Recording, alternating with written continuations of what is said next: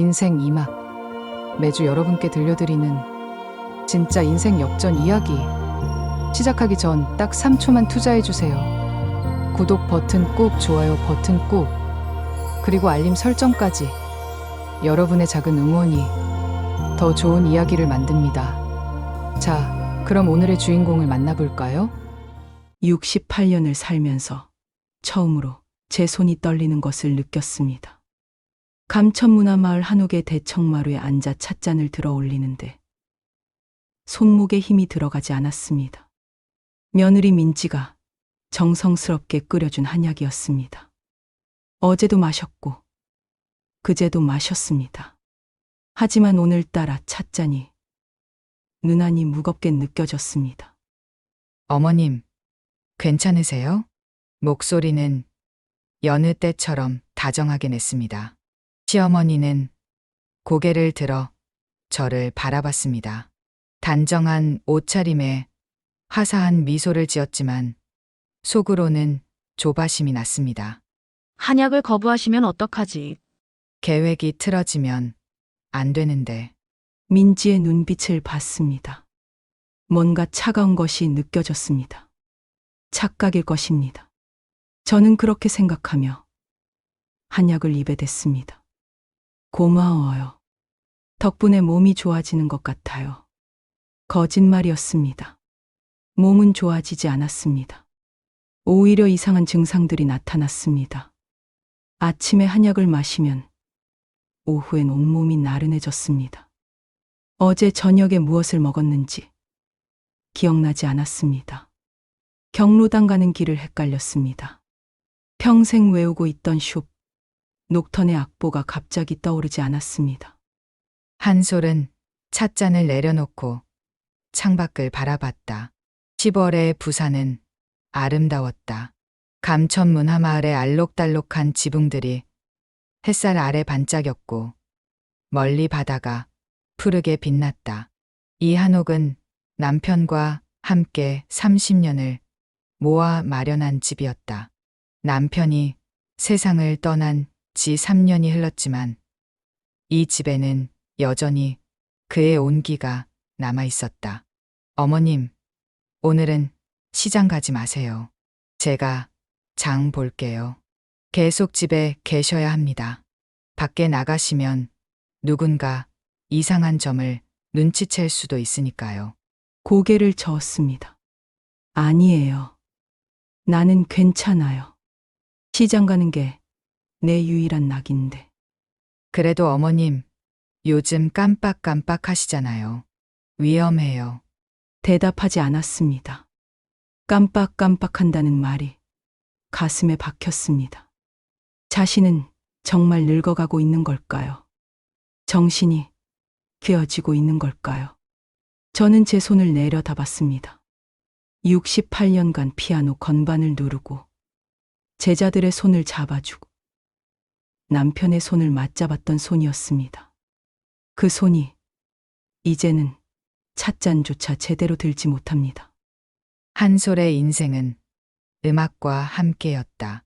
20살에 부산의 명문여고 음악교사가 되어 48살까지 28년간 제자들을 가르쳤다. 쇼팽, 베토벤, 드뷔시, 그녀는 서양 클래식을 부산 아이들에게 전했다. 은퇴 후에도 경로당에서 주 2회 피아노 반주를 맡았다. 노인들이 목포의 눈물을 부를 때 한솔의 손가락이 건반 위를 미끄러졌다.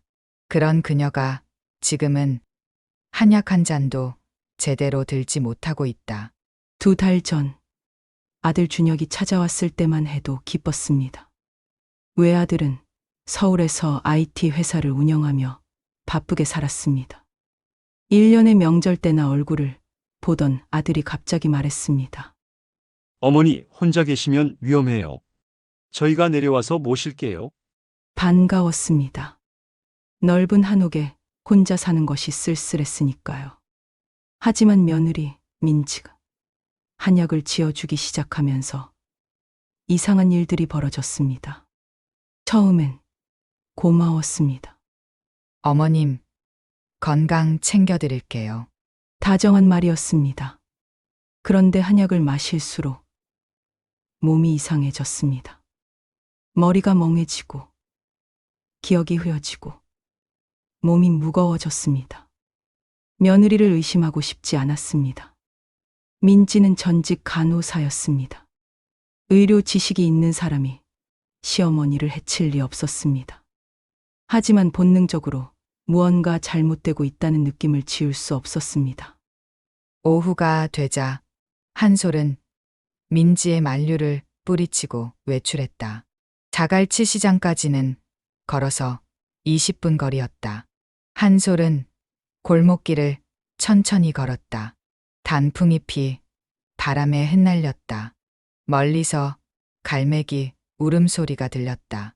이 길을 40년 넘게 걸어왔지만 오늘따라 낯설게 느껴졌다. 시장에 도착하자 익숙한 냄새들이 코를 자극했다.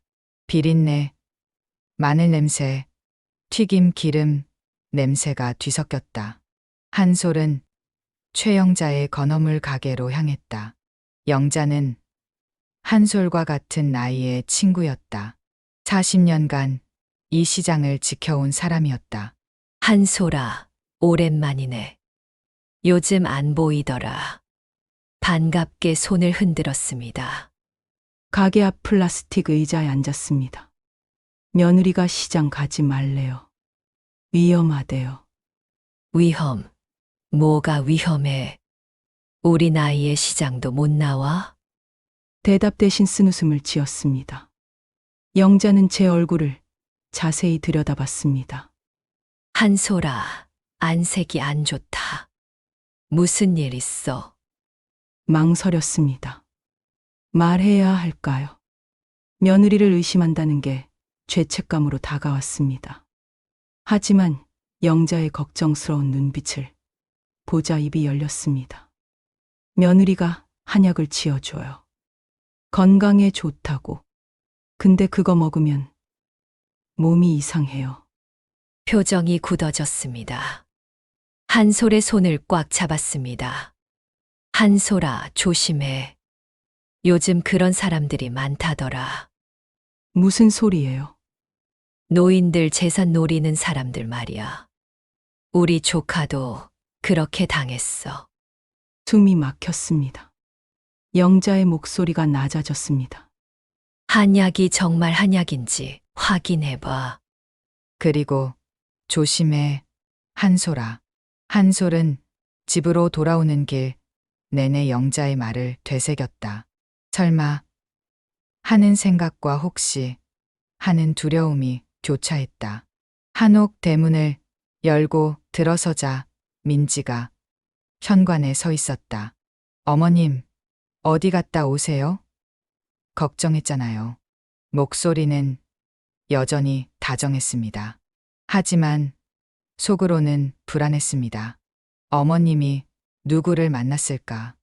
무슨 이야기를 했을까? 이제 민지의 눈빛 속 차가움이 착각이 아니라는 것을 알았습니다. 무언가 잘못되고 있었습니다. 그리고 그 무언가가 저를 향해 다가오고 있었습니다. 그날 밤 한솔은 침대에 누워 천장을 바라봤다. 남편의 사진이 벽에 걸려 있었다. 그는 늘 한솔에게 말했다. 당신은 강한 사람이야. 하지만 지금 저는 강하지 않았습니다. 두려웠고, 혼란스러웠고, 외로웠습니다. 그러나 한 가지는 확실했습니다. 내일부터 한약을 마시지 않을 것입니다. 그리고 무슨 일이 벌어지고 있는지 알아낼 것입니다. 68년을 존엄하게 살아온 이 한솔은 이대로 무너지지 않을 것입니다. 창밖으로 부산 밤바다의 불빛이 반짝였다.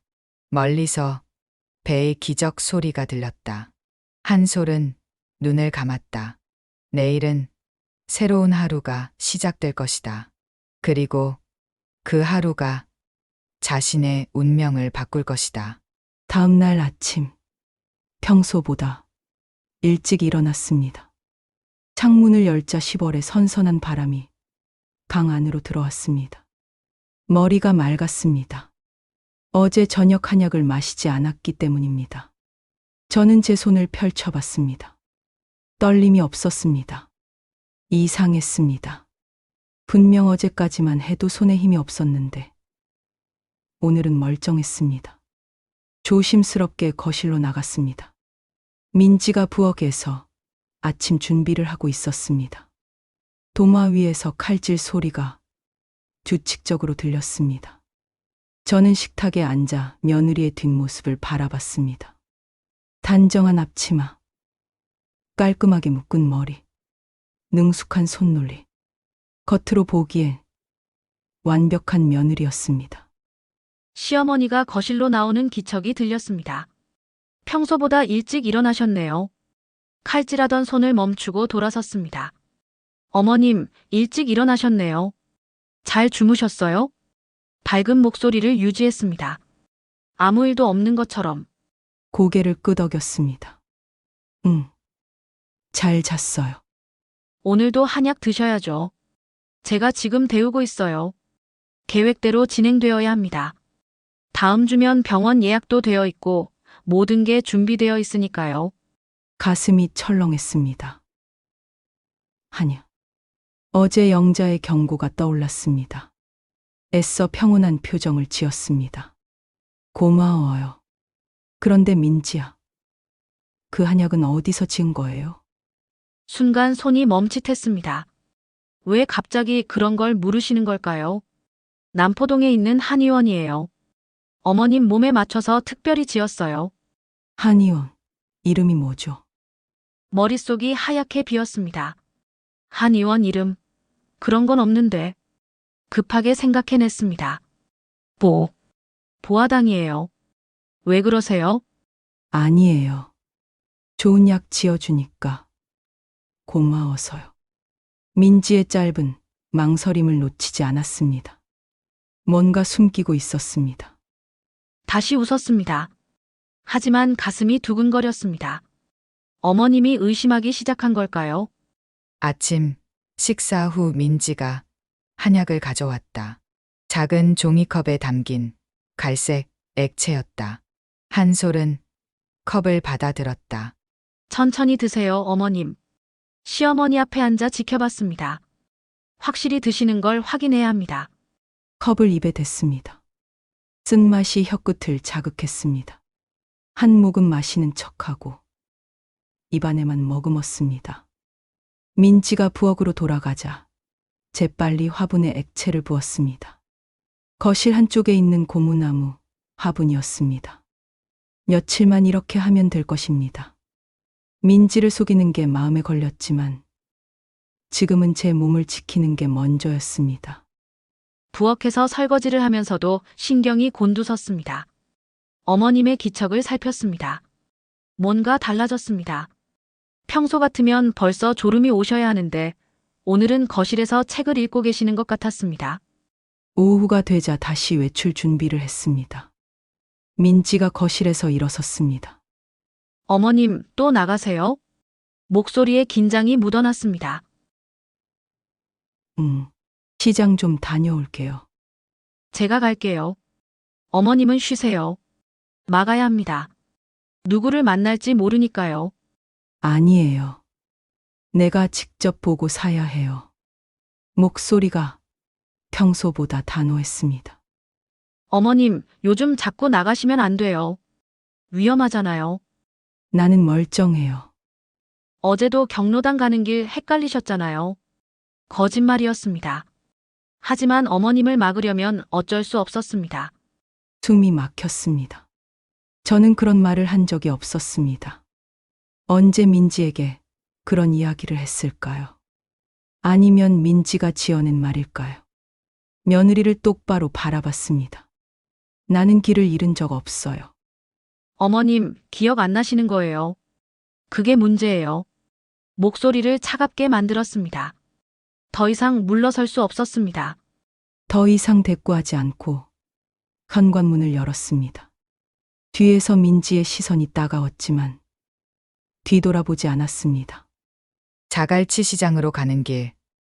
한솔은 남포동 쪽으로 방향을 틀었다. 보화당 한의원을 찾아야 했다. 한솔은 스마트폰을 꺼내 검색했다. 아들이 사준 스마트폰이었지만 한솔은 기본적인 기능만 겨우 사용할 수 있었다. 보화당 한의원 남포동이라고 검색했다. 검색 결과가 나왔다. 남포동에 보화당이라는 한의원은 없었다. 다시 검색했습니다. 보화당 한의원 부산. 역시 없었습니다. 손이 떨렸습니다. 민지가 거짓말을 한 것입니다. 잠시 골목 벤치에 앉았습니다. 머릿속이 복잡했습니다. 민지는 왜 거짓말을 했을까요? 한약은 정말 한의원에서 지은 게 아닌 걸까요? 그렇다면 그 안에는 무엇이 들어 있을까요? 영자의 말이 다시 떠올랐습니다. 한약이 정말 한약인지 확인해봐. 가방에서 작은 플라스틱 통을 꺼냈습니다. 어제 아침 화분에 부은 한약을 미리 조금 담아둔 것이었습니다. 이걸 어디서 검사받을 수 있을까요? 영자에게 전화를 걸었습니다. 한솔아, 무슨 일이야? 영자야. 한약 성분 검사할 수 있는데 아는 곳 있어? 잠깐 침묵이 흘렀습니다. 왜? 정말 이상해? 한의원도 거짓말이야. 그런 한의원 없어. 세상에. 한솔아, 지금 어디야? 내가 아는 사람 있어. 약사 출신인데 은퇴해서 시장에서 건강식품 가게 하는 분이야. 그분한테 부탁해 볼게. 고마워. 영자야. 1시간 후 한솔은 영자의 가게에서 60대 후반으로 보이는 여자를 만났다. 이름은 정미숙이었다. 그녀는 한솔이 가져온 액체를 작은 시험관에 담았다. 정확한 성분은 검사실에서 분석해야 하는데 일단 간이 테스트는 해볼 수 있어요. 치약 몇 방울을 떨어뜨렸습니다. 액체의 색깔이 변했습니다. 표정이 굳어졌습니다. 이거 한약 맞아요? 며느리가 한약이라고 줬어요. 한약에 이런 반응이 나올 리 없는데 이건 화학 성분이에요. 정확히는 모르겠지만 수면제나 진정제 계열 같아요. 현기증을 느꼈습니다. 영자가 제 어깨를 잡아줬습니다. 수면제요. 며느리가 나한테 수면제를 먹였다고요? 고개를 끄덕였습니다. 정확한 건 병원 검사실에 맡겨봐야 해요. 제가 아는 후배한테 부탁해 볼게요. 며칠 걸릴 거예요. 벤치에 주저앉았습니다. 영자가 물을 떠다 줬습니다. 물을 마시며 생각을 정리했습니다. 며느리가 저에게 수면제를 먹였습니다. 왜일까요? 무엇 때문일까요? 한솔아, 이거 경찰에 신고해야 해. 고개를 저었습니다. 아직 확실하지 않아. 정확한 검사 결과가 나올 때까지 기다려야 해. 그동안은 어떻게 해? 계속 그 한약 안 먹는 척 해야지. 그럴게. 집으로 돌아가는 길이 무거웠다. 현관문을 열자 민지가 거실 소파에 앉아 있었다. 텔레비전은 꺼져 있었고 민지는 그냥 앉아서 핸드폰을 보고 있었다. 어머님이 들어오는 소리에 고개를 들었습니다. 장바구니가 비어 있었습니다. 어머님, 어디 갔다 오세요? 시장 갔다 왔어요. 장바구니가 없네요. 뭔가 수상했습니다. 시장에 갔다면서 아무것도 사오지 않았습니다. 잠깐 당황했습니다. 장을 보러 간다고 했는데 아무것도 사오지 않았습니다. 아, 사고 싶은 게 없더라고요. 대답 없이 시어머니를 바라봤습니다. 눈빛을 날카롭게 만들었습니다. 뭔가 잘못되고 있었습니다. 자기 방으로 들어갔습니다. 문을 닫고 침대에 앉았습니다. 심장이 빠르게 뛰었습니다. 그날 저녁 식사 시간이었다. 아들 준혁도 함께 식탁에 앉았다. 준혁은 요즘 집에서도 노트북만 들여다봤다. 회사 일이 바쁘다고 했다. 엄마, 요즘 몸은 어때요? 노트북에서 눈을 떼지 않고 물었습니다. 아들을 바라봤습니다. 준혁은 언제부터인가 제 눈을 제대로 마주치지 않았습니다. 괜찮아. 민지가 한약도 지어주고 잘 챙겨줘서. 그래요? 민지가 간호사 출신이라 다행이에요. 옆에서 웃었습니다. 오빠는 아무것도 모릅니다. 그게 더 나았습니다. 밥을 먹으며 아들을 관찰했습니다. 준혁은 뭔가를 알고 있을까요? 아니면 정말 모르는 걸까요? 알 수 없었습니다. 식사 후 민지가 다시 한약을 가져왔다. 한솔은 받아들고 입에 댔다. 민지가 지켜보는 가운데 한솔은 마시는 척했다. 민지가 부엌으로 가자 한솔은 재빨리 화분에 부었다. 하지만 이상한 일이 벌어졌다.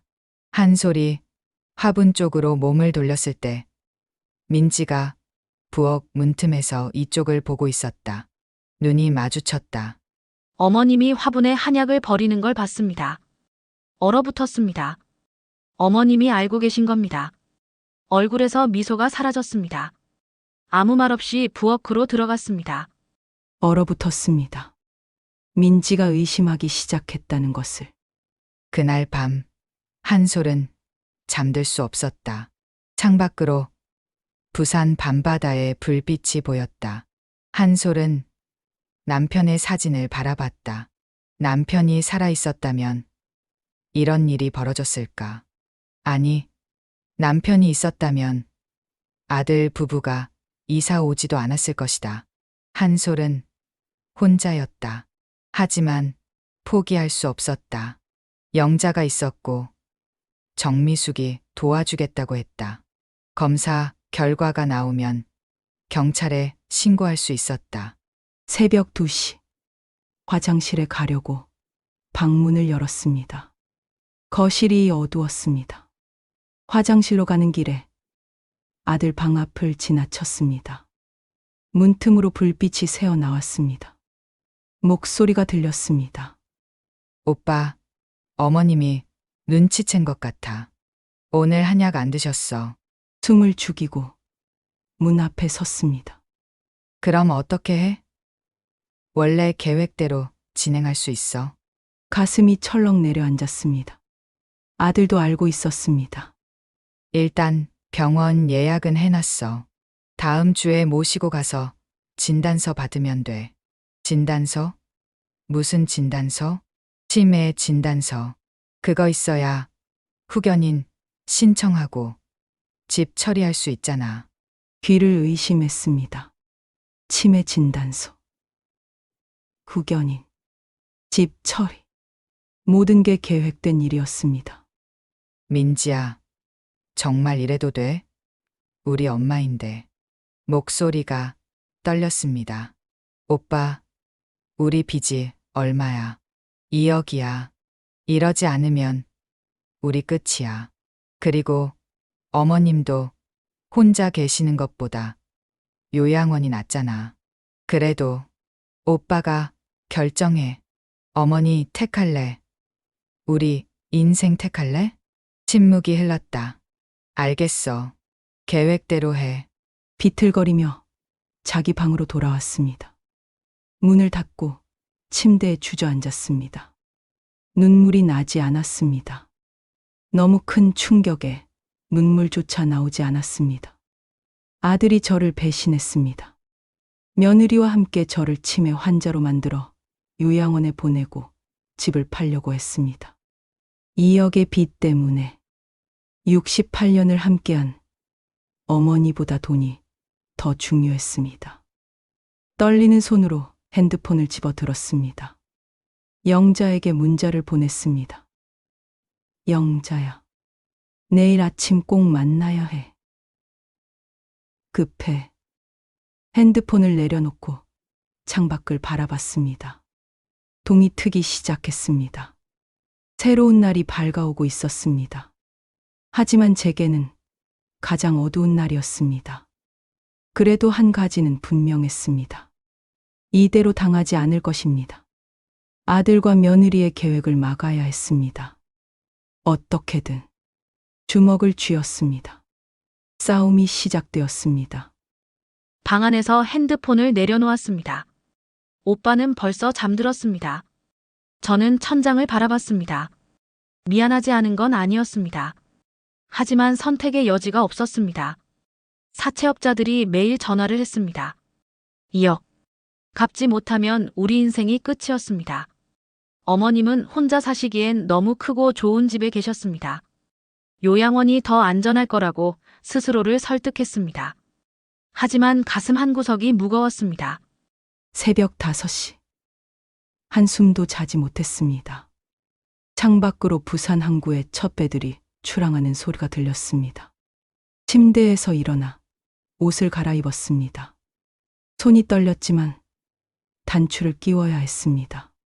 거울 속 제 얼굴이 낯설었습니다. 하룻밤 사이 10년은 늙은 것 같았습니다. 서랍을 열어 통장을 꺼냈습니다. 남편과 함께 모은 돈이 들어있는 통장이었습니다. 잔액은 3천만 원 정도였습니다. 집 외에 가진 전부였습니다. 통장을 가방 깊숙이 넣었습니다. 며느리 손에 넘어가서는 안 되는 것들이었습니다. 6시가 되자 조용히 방문을 열었습니다. 거실은 조용했습니다.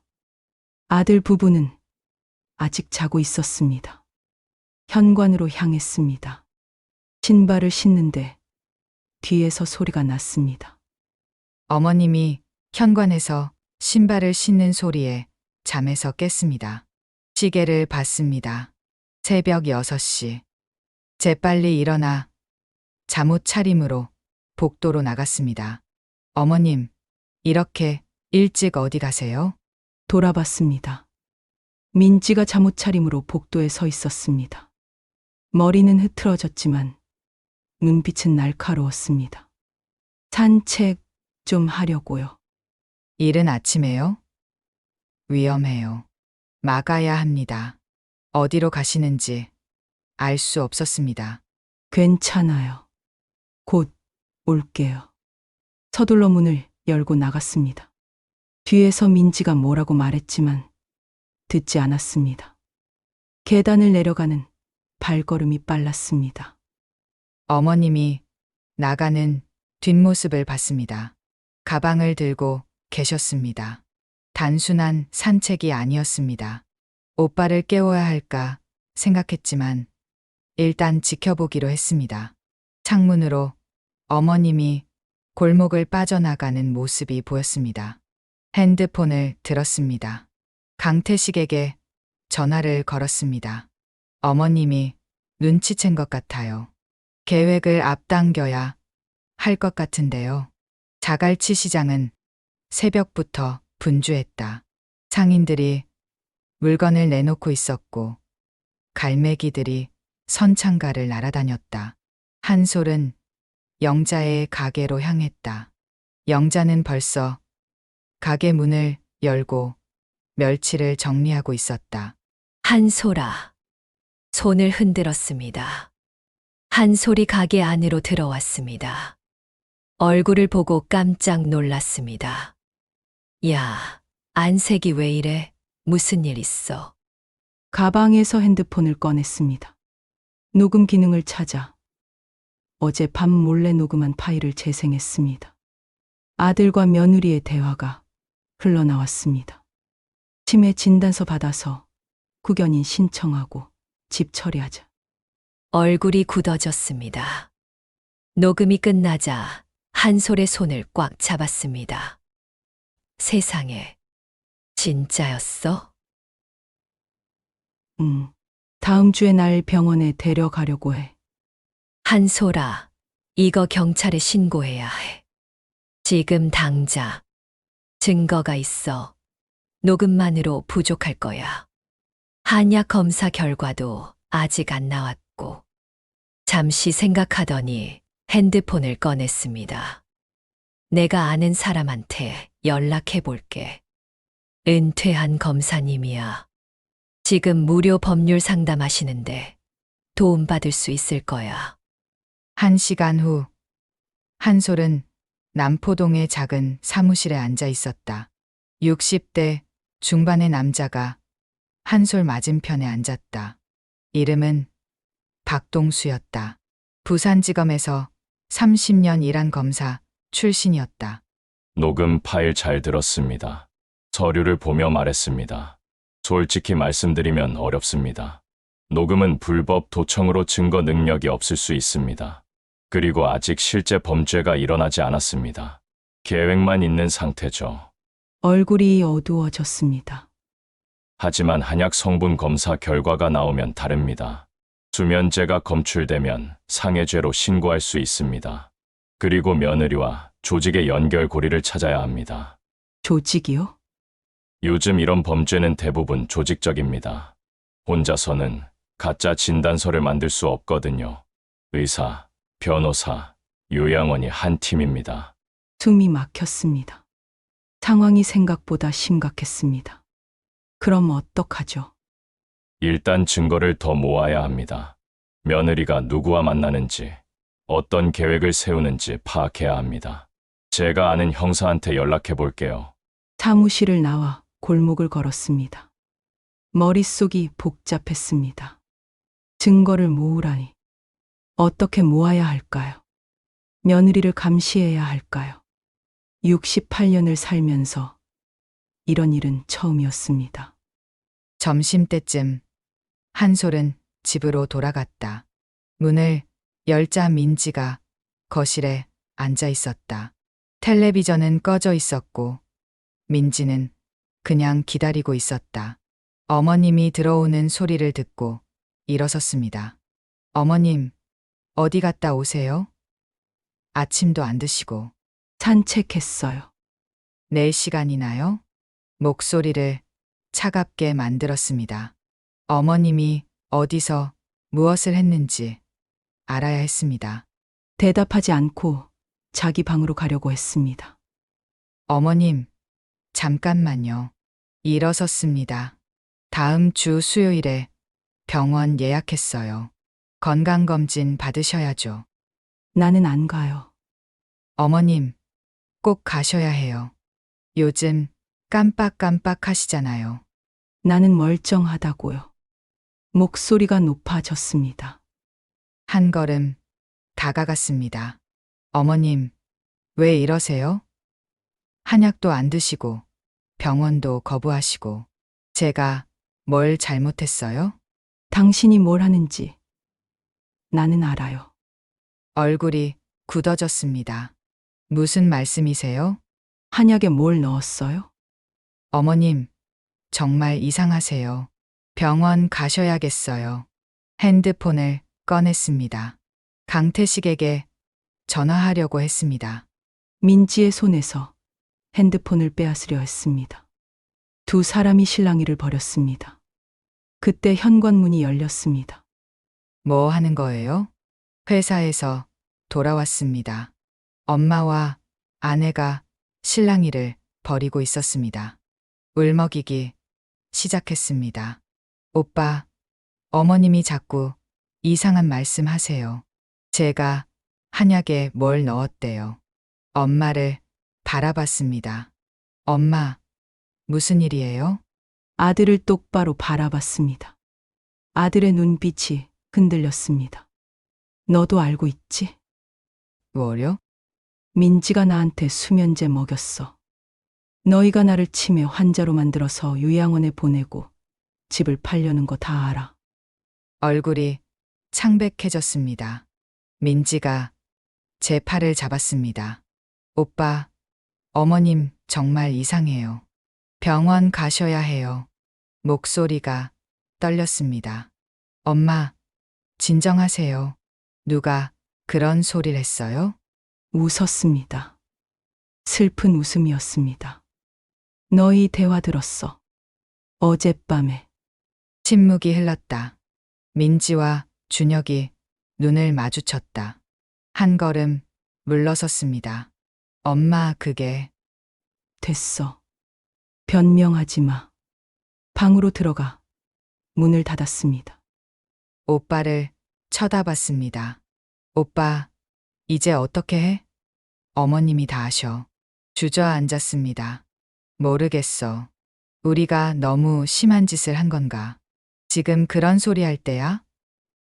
강태식 씨한테 연락해야 해. 계획을 앞당겨야 한다고. 방 안에서 핸드폰을 꺼냈습니다. 밖에서 민지와 준혁이 속삭이는 소리가 들렸습니다. 영자에게 전화했습니다. 한솔아, 무슨 일이야? 영자야. 들켰어. 내가 다 안다는 걸 민지가 알았어. 어떻게? 위험한 거 아냐? 모르겠어. 근데 이제 더 조심해야 할 것 같아. 그날 저녁 식사는 침묵 속에서 진행됐다. 한솔은 밥을 먹지 않았다. 민지가 한약을 가져왔지만 한솔은 거부했다. 안 마실 거예요. 어머님, 약이에요. 드셔야죠. 필요 없어요. 더 이상 강요하지 않았습니다. 대신 준혁을 바라봤습니다. 고개를 숙인 채 아무 말도 하지 않았습니다. 가슴이 무거웠습니다. 밤 10시, 한솔은 방문을 잠그고 침대에 누웠다. 잠들 수 없었다. 귀를 기울이니 거실에서 민지와 준혁이 이야기하는 소리가 들렸다. 오빠, 이러다간 안 돼. 계획을 앞당겨야 해. 앞당긴다고? 어떻게? 내일 당장 병원 데려가. 강제로라도. 엄마가 거부하시는데 어떻게 강제로 해? 방법이 있어. 내가 아는 사람한테 연락할게. 심장이 빠르게 뛰는 걸 느꼈습니다. 민지가 아는 사람. 조직을 말하는 걸까요? 다시 박동수에게 문자를 보냈습니다. 민지가 계획 앞당기려고 해요. 내일 위험할 것 같아요. 답장이 곧 왔습니다. 형사님께 연락했습니다. 내일 아침 일찍 만나요. 위치 보냅니다. 핸드폰을 꺼안고 눈을 감았습니다. 내일 아침 어떻게든 집을 나가야 했습니다. 하지만 민지가 가만히 둘까요? 새벽 2시, 한솔은 잠에서 깼다. 방문 앞에서 소리가 났다. 누군가 문고리를 돌리는 소리였다. 방문 앞에 섰습니다. 문고리를 돌렸습니다. 잠겨 있었습니다. 어머님, 주무세요? 숨을 죽였습니다. 대답하지 않았습니다. 다시 문고리를 돌렸습니다. 잠시 후 발소리를 내며 멀어졌습니다. 하지만 복도 끝에 서서 지켜보고 있었습니다.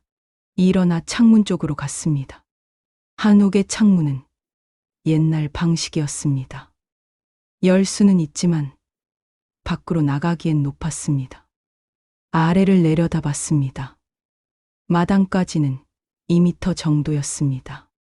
혹시 내일 문을 못 열면 어떡하죠? 창문 열쇠가 제대로 작동하는지 확인했습니다. 비상시를 대비해야 했습니다. 새벽 4시 옷을 챙겼습니다. 가방에 통장, 신분증, 핸드폰 충전기를 넣었습니다. 만약을 위해서였습니다. 5시가 되자 한솔은 방문을 열었다. 복도는 조용했다. 한솔은 조심스럽게 현관으로 향했다. 신발을 신으려는데 거실 불이 켜졌다. 민지가 소파에 앉아 있었다. 밤새 기다리고 있었던 것 같았다. 어머님, 이렇게 새벽에 어디 가시려고요? 대답하지 않고 신발을 신었습니다. 못 가세요. 일어나 어머님과 현관문 사이를 막았습니다. 비켜요. 안 돼요. 오늘 병원 가셔야 해요. 나는 안 가요. 어머님, 제발 말 좀 들어요. 어머님의 팔을 잡았습니다. 간호사 출신답게 환자를 다루는 법을 알고 있었습니다. 놓아요. 소리쳤습니다. 방에서 나왔습니다. 무슨 일이에요? 오빠, 어머님 병원 가시기 싫다고 도망가려고 해요. 다가왔습니다. 엄마, 병원만 갔다 와요. 검사만 받으면 돼요. 싫어. 당신들이 뭘 하려는지 알아. 민지의 손을 세게 밀었습니다. 민지가 비틀거렸고 그 틈에 현관문을 열었습니다. 밖으로 뛰쳐나갔습니다. 어머님, 뒤따라 나갔습니다. 계단을 내려갔습니다. 68세의 몸으로 뛰는 게 쉽지 않았습니다. 숨이 찼습니다. 하지만 멈출 수 없었습니다. 계단 위에서 어머님의 뒷모습을 봤습니다. 따라갈까 생각했지만 잠옷 차림이었습니다. 주먹을 쥐었습니다. 골목길로 나왔습니다. 새벽 부산의 거리는 조용했습니다. 뒤를 돌아봤습니다. 민지가 계단 위에서 서 있었습니다. 따라오지는 않았습니다. 택시를 잡았습니다. 자갈치 시장으로 가주세요. 택시가 출발했다. 한솔은 뒤를 돌아봤다. 민지가 점점 작아졌다. 핸드폰을 꺼내 영자에게 전화했습니다. 영자야. 나 집 나왔어. 지금 시장으로 가고 있어. 그래, 내가 박 선생님이랑 형사님 모셔올게. 우리 가게로 와. 창밖을 바라봤습니다. 부산 바다가 새벽 햇살에 반짝이기 시작했습니다.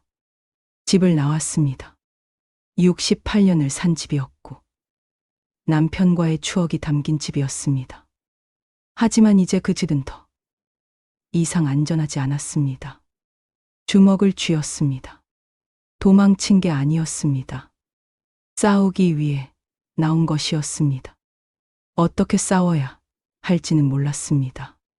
하지만 영자가 있었고 박동수가 있었고 이제 형사도 만날 것입니다. 혼자가 아니었습니다. 그리고 포기하지 않을 것입니다. 그렇게 다짐했습니다. 집으로 돌아왔습니다. 오빠가 거실에 앉아 있었습니다. 민지야, 이거 정말 괜찮은 거야? 이제 와서 무슨 소리야? 강태식 씨한테 연락했어. 오늘 중으로 어머님 찾아서 병원 데려가기로 했어. 핸드폰을 들었습니다. 하지만 손이 떨렸습니다. 정말 이래도 되는 걸까요? 택시가 자갈치 시장에 도착했습니다. 새로운 전쟁이 시작되었습니다. 자갈치 시장은 이미 분주했습니다. 아침 6시 상인들이 좌판을 펼치고 손님을 맞을 준비를 했습니다. 영자의 가게 앞에 섰습니다. 가게 문은 열려 있었고 안에서 영자가 멸치를 담고 있었습니다. 한솔아, 달려 나갔습니다. 한솔을 꽉 안아주었습니다.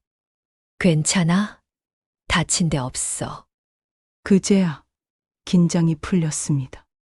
영자의 품에서 한숨을 내쉬었습니다. 괜찮아. 한솔을 가게 안으로 데리고 들어갔습니다. 플라스틱 의자에 앉혔습니다. 따뜻한 보리차를 따라주었습니다. 박 선생님이 곧 오실 거야. 형사님도 같이 오신대. 고개를 끄덕였습니다. 보리차를 두 손으로 감싸 쥐었습니다. 손이 떨렸습니다. 컵을 한 모금 마셨습니다. 따뜻함이 목을 타고 내려갔습니다. 조금씩 정신이 돌아왔습니다. 30분 후 박동수가 도착했다. 그와 함께 40대 중반으로 보이는 남자가 왔다. 키가 크고 인상이 날카로웠다. 이분이 나상훈 형사님입니다. 소개했습니다.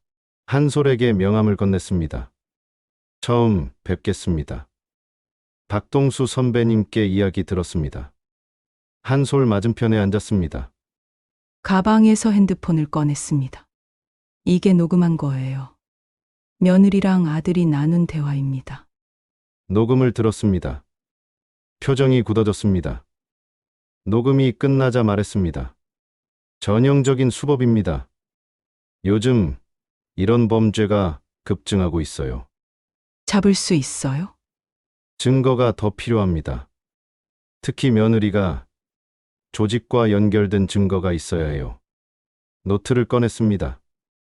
며느리분이 최근에 자주 만나는 사람 있습니까? 잘 모르겠어요. 집에만 있었으니까. 외출할 때 어디 가는지 아세요? 고개를 저었습니다. 생각하는 표정을 지었습니다. 한약 성분 검사는 언제 나옵니까? 정미숙 씨가 병원 검사실에 맡겼어요. 오늘 중으로 결과 나온대요. 그거라도 나오면 신고할 수 있습니다. 일단 상해죄로 입건하고 거기서부터 조직을 추적하는 거죠. 조금 안도했습니다. 방법이 있었습니다. 아직 늦지 않았습니다. 그런데 할머니, 지금 어디서 지내실 겁니까? 멈칫했습니다. 생각해보지 못한 부분이었습니다. 집으로는 돌아갈 수 없었습니다. 그렇다면 어디로 가야 할까요? 우리 집에서 지내. 고개를 들었습니다. 영자야. 그럴 순 없어. 폐가 되잖아. 무슨 소리야. 40년 친구인데 이럴 때 서로 돕는 거지. 눈빛이 단호했습니다. 눈시울이 뜨거워졌습니다. 고마워. 고맙긴. 당연한 거야. 안전한 곳에 계시는 게 중요합니다. 며느리가 할머니를 찾을 수도 있으니까요. 오전 10시 정미숙에게서 전화가 왔다. 한 소리 받았다. 할머니, 검사 결과 나왔어요. 어떻게 나왔어요? 수면제 성분이 검출됐어요. 졸피뎀이라는 약물인데 의사 처방 없이는 구할 수 없는 약이에요. 핸드폰을 꽉 쥐었습니다. 역시 그랬습니다. 며느리가 저에게 수면제를 먹인 게 확실했습니다. 그 약 오래 먹으면 어떻게 돼요? 판단력이 떨어지고 기억력이 나빠져요. 심하면 치매 증상처럼 보일 수 있어요. 전화를 끊고 결과를 다른 사람들에게 알렸습니다. 고개를 끄덕였습니다. 이제 신고할 수 있습니다. 검사 결과 원본을 받아오세요. 제가 경찰서로 가져갈게요. 오후가 되었다. 한솔은 영자의 집에서 쉬고 있었다.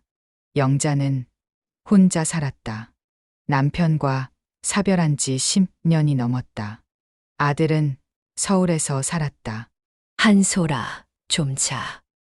피곤하잖아. 고마워. 영자야. 영자가 준비해준 방에 누웠습니다.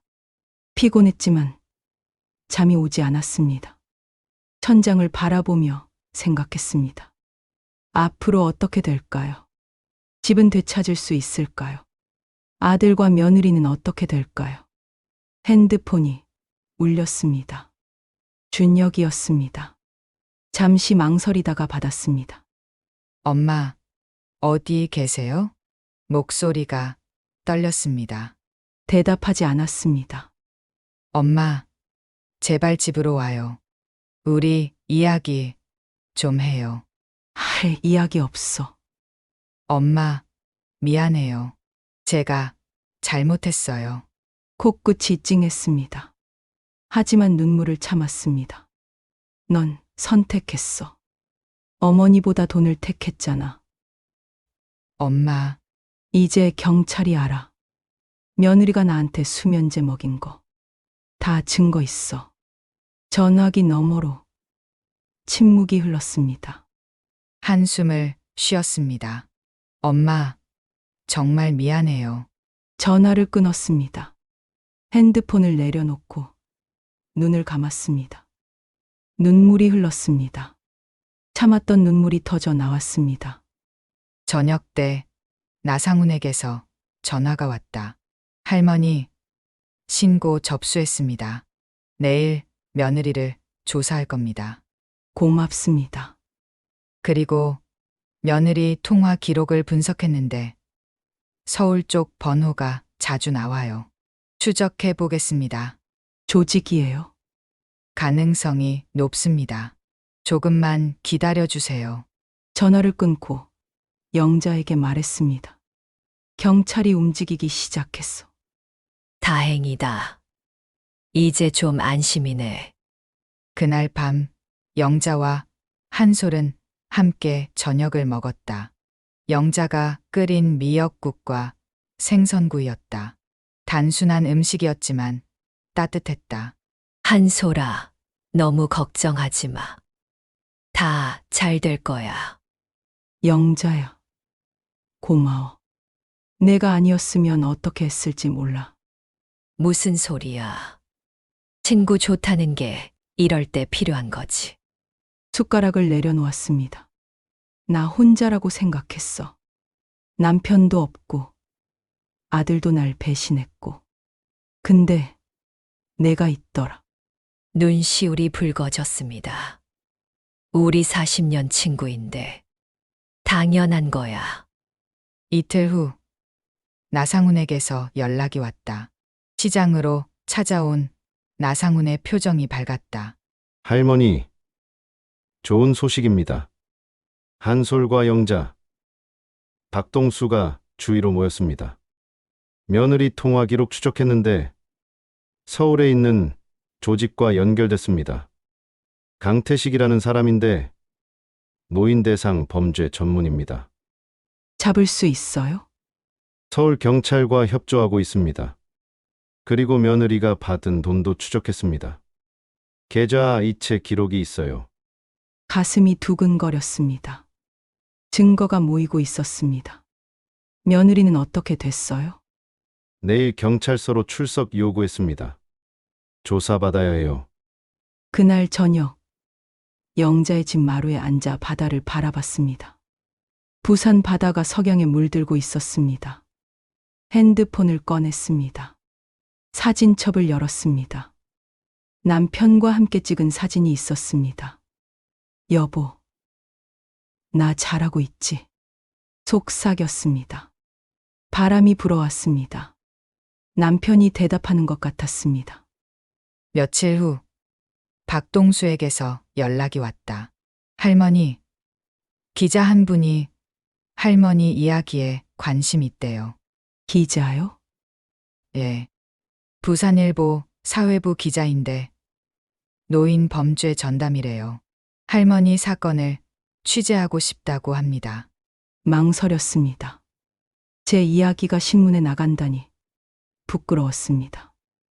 해야 할까요? 도움이 될 겁니다.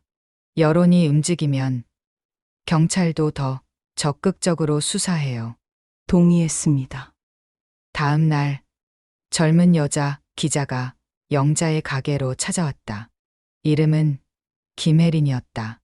20대 후반으로 보였다. 할머니, 처음 뵙겠습니다. 할머니 이야기를 많은 분들께 알리고 싶어요. 노트를 꺼냈습니다. 자신의 이야기를 천천히 풀어놓았습니다. 며느리가 한약을 먹인 것, 수면제가 검출된 것, 아들과 며느리의 대화를 들은 것. 꼼꼼히 메모했습니다. 할머니 용기 내주셔서 감사합니다. 이런 범죄가 얼마나 많은지 아세요? 많아요? 네. 제 할머니도 비슷한 일을 겪으셨어요. 목소리가 떨렸습니다. 할머니는 보이스피싱 당하셨어요. 그 충격으로 돌아가셨죠. 그래서 저는 이런 범죄를 취재하기 시작했어요. 김혜린의 손을 잡았습니다. 미안해요. 힘들었겠어요. 할머니 이야기가 다른 분들에게 희망이 될 거예요. 당하고만 있지 말고 싸워야 한다는 거요. 일주일 후 부산일보 일면에 한솔의 이야기가 실렸다. 68세 할머니의 용기, 며느리 범죄 막다라는 제목이었다. 기사는 큰 반향을 일으켰다. 다른 신문들도 후속 보도를 했다. 할머니, 서울 경찰이 강태식을 체포했습니다. 정말이에요. 예. 그리고 며느리도 공범으로 입건됐습니다. 이제 재판만 남았어요. 영자에게 달려가 안겼습니다. 한솔을 꽉 안아주었습니다. 두 사람은 울고 웃었습니다. 그날 저녁 시장 상인들이 영자의 가게로 모였다. 한솔을 축하하기 위해서였다. 정미숙도 왔고 박동수도 왔다. 나상훈 형사도 퇴근 후 들렀다. 할머니, 정말 대단하세요. 아니에요. 다들 도와주셔서 가능했어요. 할머니가 용기 내지 않으셨으면 아무것도 시작되지 않았어요. 맞습니다. 할머니의 용기가 모든 걸 바꿨어요. 소주잔을 들었습니다. 우리 한솔이 건강을 위해 건배. 모두가 잔을 부딪혔다. 한솔은 사람들의 얼굴을 하나하나 바라봤다. 영자, 박동수, 정미숙, 나상훈, 김혜린. 이른 나이에 만난 가족들이었다. 더 이상 혼자가 아니었습니다. 그리고 이제 알았습니다. 진짜 가족은 피가 아니라 마음으로 만들어진다는 것을. 잔을 들었습니다. 미소가 얼굴에 번졌습니다.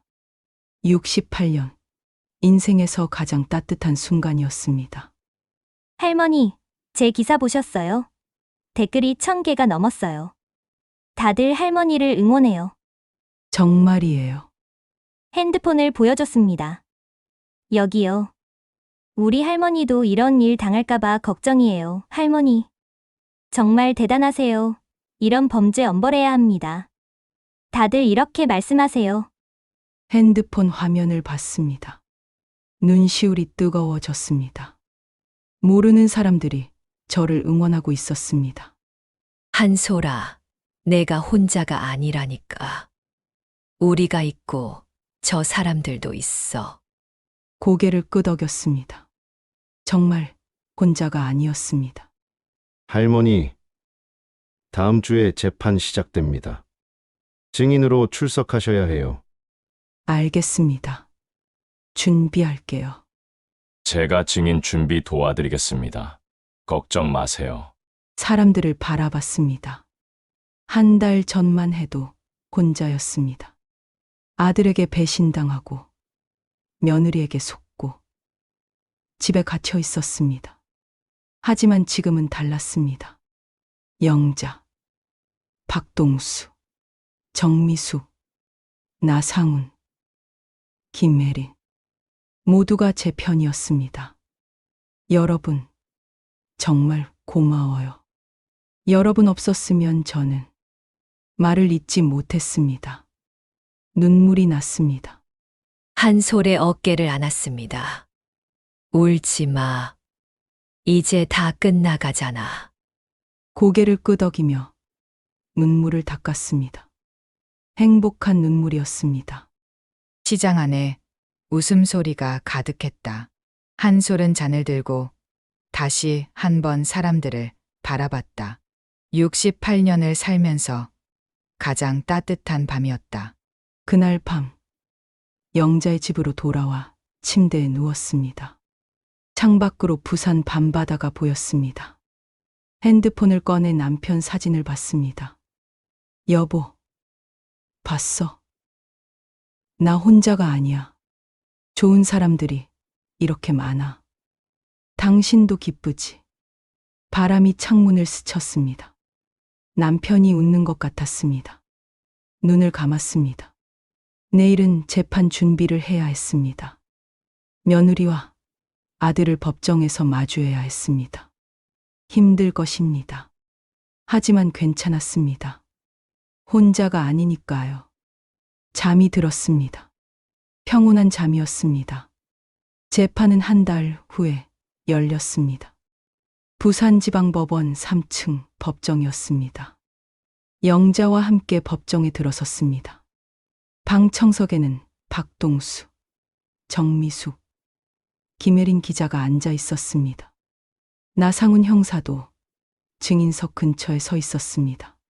피고인석에는 민지가 앉아 있었습니다. 검은색 정장을 입고 머리를 단정하게 묶었습니다. 고개를 푹 숙이고 있어서 표정은 보이지 않았습니다. 그 옆에는 준혁도 앉아 있었습니다. 아들도 공범으로 기소되었습니다. 법정 안이 너무 조용했습니다. 고개를 숙이고 있었지만 시어머니가 증인석으로 걸어가는 발소리가 들렸습니다. 가슴이 쿵쾅거렸습니다. 변호사는 증거가 부족하다고 했지만 저는 알고 있었습니다. 제가 한 일을. 엄마가 증인석에 앉는 모습을 봤습니다. 한 달 만에 보는 엄마였습니다. 많이 수척해 보였습니다. 가슴이 무너져 내렸습니다. 내가 엄마에게 무슨 짓을 한 걸까? 한솔은 증인석에 섰다. 선서를 마치고 자리에 앉았다. 판사가 물었다. 증인께서는 피고인들과 어떤 관계입니까? 며느리와 아들입니다. 목소리는 떨리지 않았습니다. 일어섰습니다. 증인께서 겪은 일을 말씀해 주시겠습니까? 천천히 이야기를 시작했습니다. 며느리가 한약이라며 수면제를 먹인 것. 기억이 사라지고 몸이 무거워진 것. 아들과 며느리의 대화를 우연히 들은 것. 법정은 조용했습니다. 제 목소리만 울려 퍼졌습니다. 그래서 어떻게 하셨습니까? 친구들에게 도움을 청했습니다. 혼자서는 할 수 없었으니까요. 방 청석을 바라봤습니다. 영자가 고개를 끄덕였습니다. 검사가 증거물을 제시했다. 한약에서 검출된 수면제 성분 분석 결과, 민지와 강태식의 통화 기록, 계좌 이체 내역, 모든 것이 명확했다. 일어섰습니다.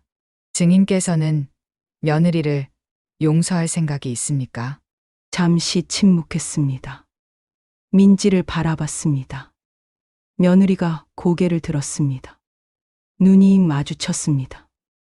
민지의 눈에 눈물이 고여 있었습니다.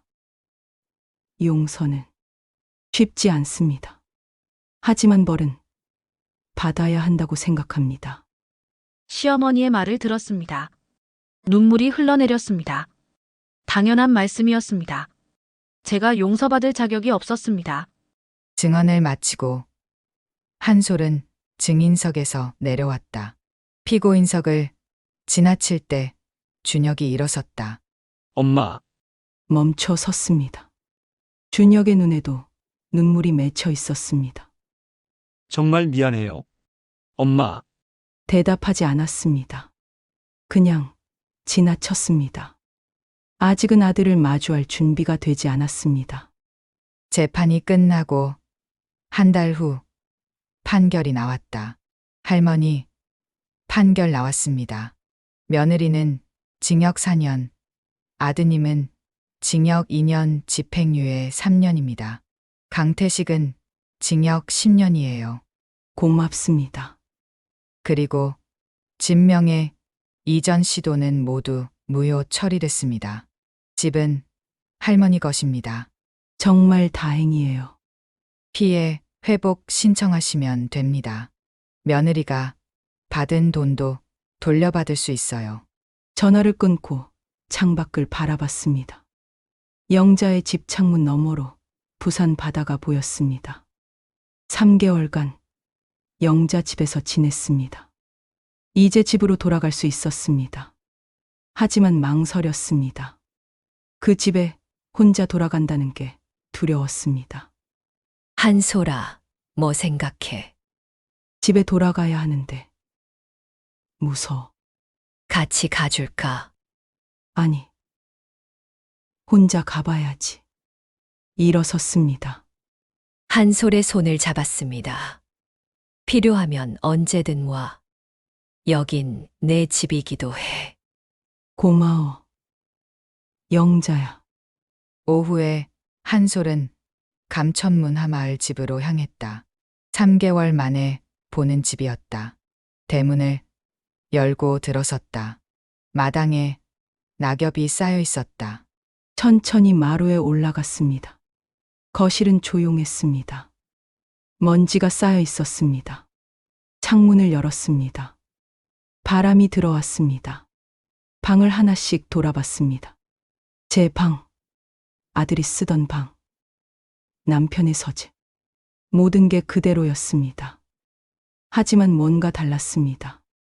집은 같은데 느낌이 달랐습니다. 거실 소파에 앉았습니다. 남편의 사진을 바라봤습니다. 여보, 나 돌아왔어.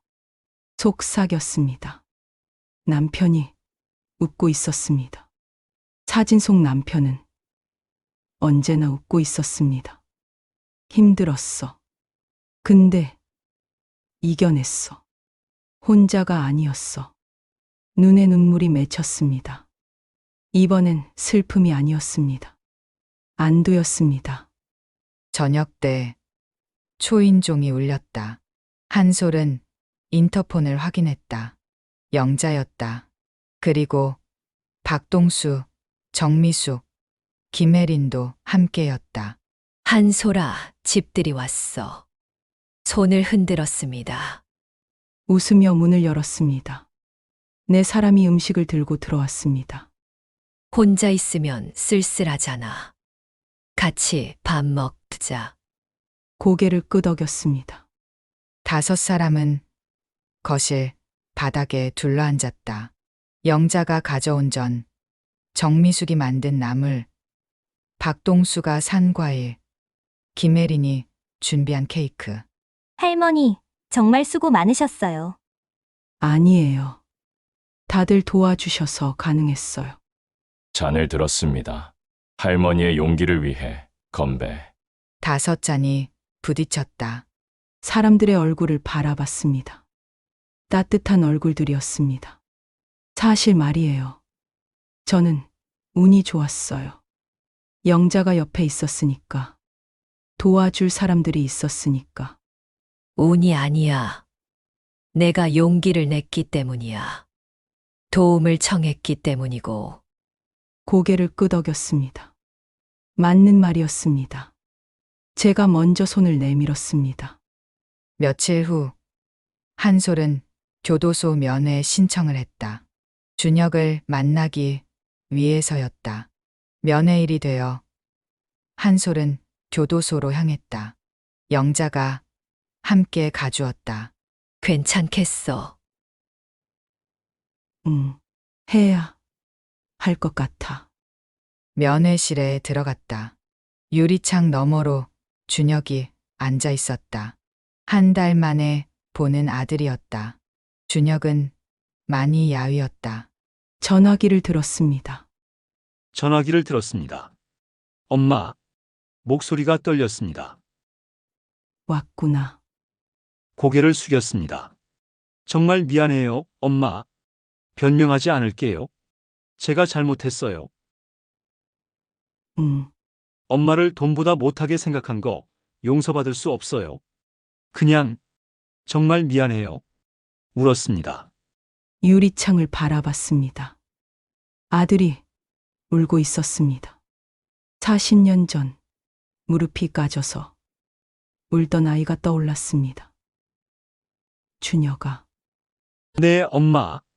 나도 잘못이 있어. 너한테 너무 많은 걸 기대했나 봐.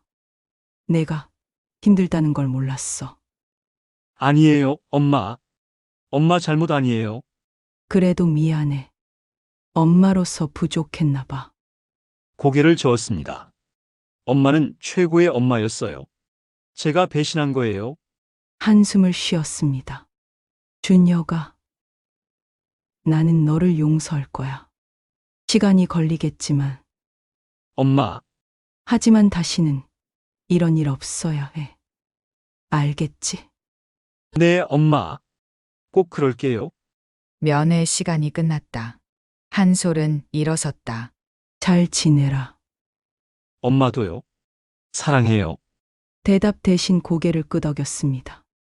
면회실을 나왔습니다. 기다리고 있었습니다. 어땠어? 괜찮았어. 해야 할 말은 했어. 두 사람은 교도소를 나왔다. 부산의 가을, 하늘이 맑았다. 한 달 후, 한솔은 새로운 일을 시작했다. 자갈치 시장에 노인 권리 지킴이 센터가 생겼다. 부산시와 경찰서가 함께 만든 곳이었다. 그곳에서 상담, 봉사를 하기로 했습니다. 첫날, 70대 할머니가 찾아왔습니다. 할머니, 제가 또 당한 것 같아요. 할머니의 손을 잡아주었습니다. 괜찮아요. 천천히 이야기해 보세요. 할머니의 이야기를 들었습니다. 보이스피싱이었습니다. 나상훈에게 연락했습니다. 곧 도착했습니다. 할머니, 덕분에 신고가 빨라졌어요. 돈 돌려받을 수 있을 거예요. 제 손을 꽉 잡았습니다. 고맙습니다. 정말 고맙습니다. 미소 지었습니다. 누군가를 도울 수 있다는 게 기뻤습니다. 겨울이 왔다. 12월의 자갈치 시장은 추웠지만 활기찼다. 한솔은 매일 아침 시장에 나왔다.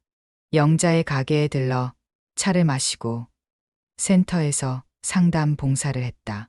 어느 토요일 오후 한솔은 경로당에 갔다.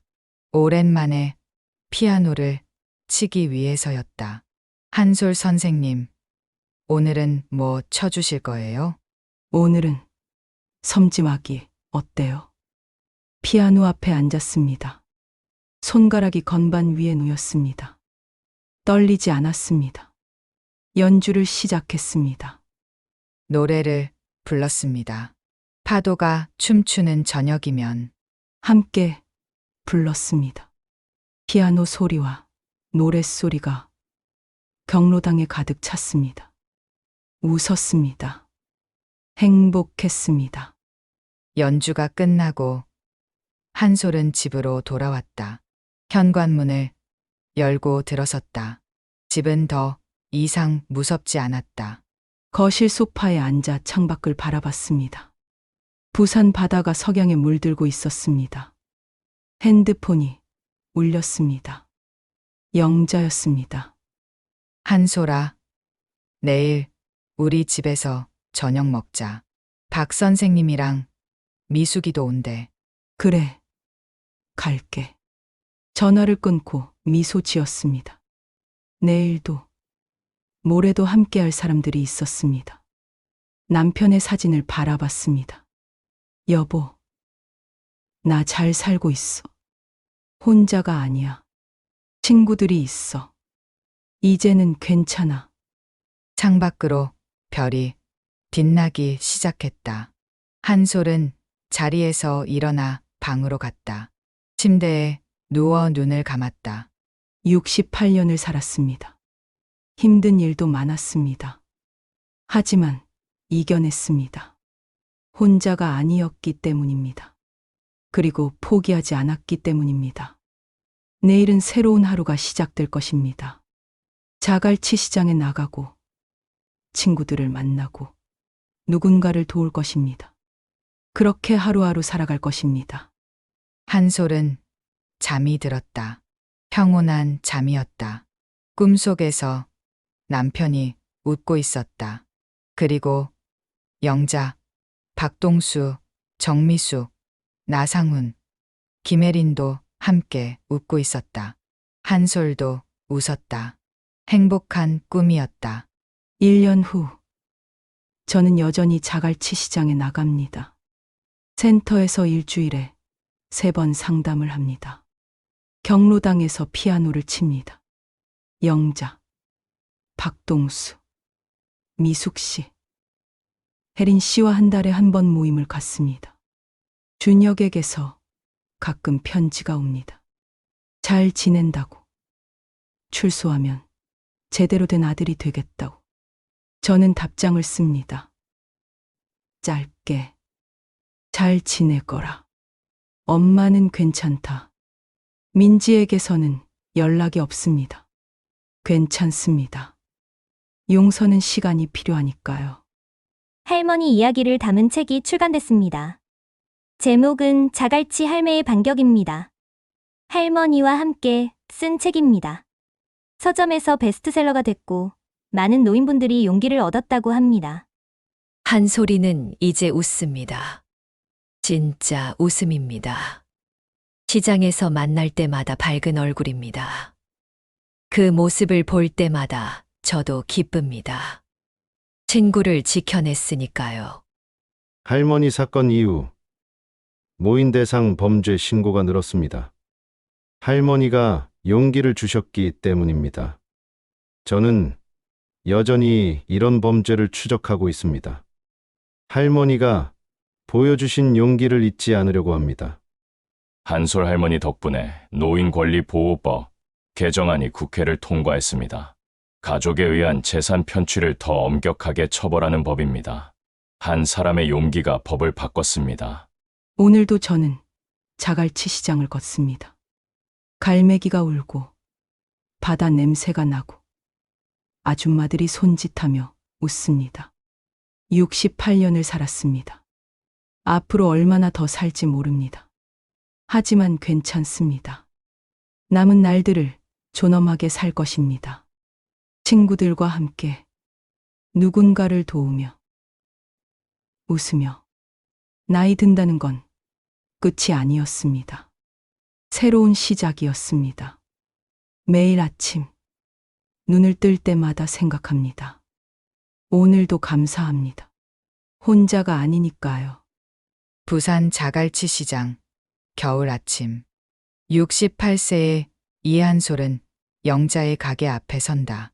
두 친구가 따뜻한 차를 나눈다.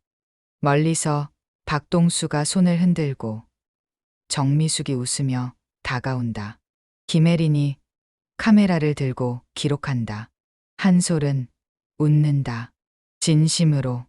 68년 인생에서 가장 행복한 순간이다. 그리고 이 행복은 계속될 것이다. 여보, 봐요. 저 잘 살고 있죠. 혼자가 아니에요. 가족이 있어요. 피로 맺어진 가족이 아니라 마음으로 맺어진 가족이요. 고맙습니다. 이 삶을 주셔서. 바람이 불어온다. 부산 바다의 바람이다. 갈매기가 운다. 시장이 깨어난다. 이한솔의 하루가 시작된다. 그리고 그 하루는 아름답다.